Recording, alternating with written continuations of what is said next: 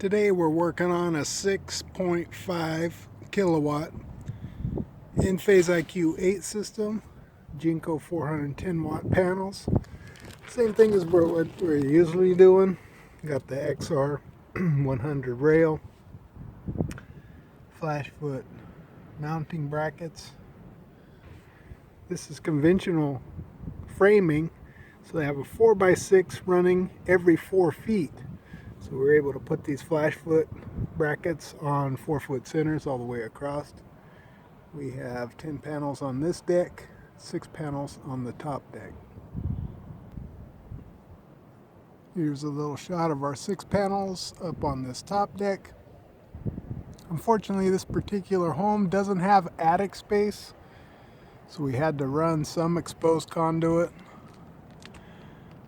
I really don't like doing that, but this is schedule 80 conduit. Some of you on the last video were asking about how we bend this conduit, and we'll show you that here in a minute.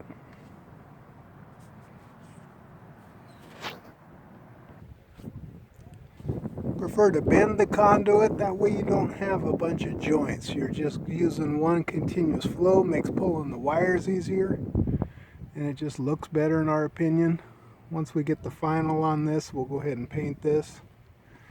We were able to go into the attic here, so we didn't have to run across the roof deck in order to get over to the Enphase Envoy system. Here we have our Envoy mid-application. We're going to go ahead and make these boxes up now that all the wires have been pulled. This is number 6 AWG. TWHN. These are number 10s running up to the roof deck. We have our two 20 amp breakers that will run each solar array, 15 amp that runs the Envoy. Most of you are familiar with this type of system. Again, here's some more of the conduit bends. Keeps everything real tight, looking well. This home also has a full generator backup system, so we're going to interface with that.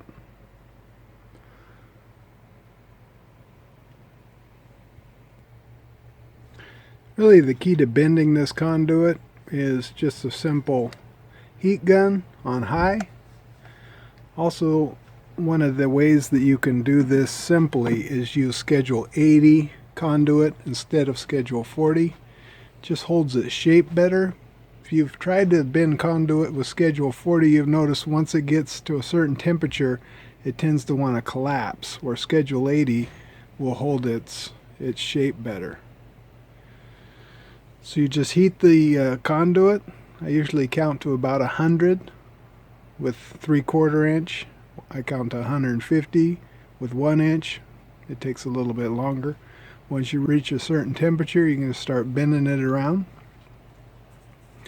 And then once you get it in the shape that you want, then you just cool it down with some cold water. I normally just take a microfiber rag like this. Once you get it to the shape you want, just cool it down, and then it'll hold its shape. That's just one little tip for today. Anyway, looking good. We're going to wrap it up. Try to make these boxes up, and then we'll wrap it up for the day. On these bigger gauge wires, sometimes you'll see people just going in there, getting after it, you know, with some pliers like this. Strip it back.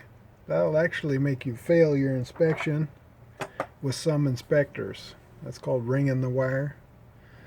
You can use your utility knife, cut the insulation away. Alright, we're going to wrap it up for the day.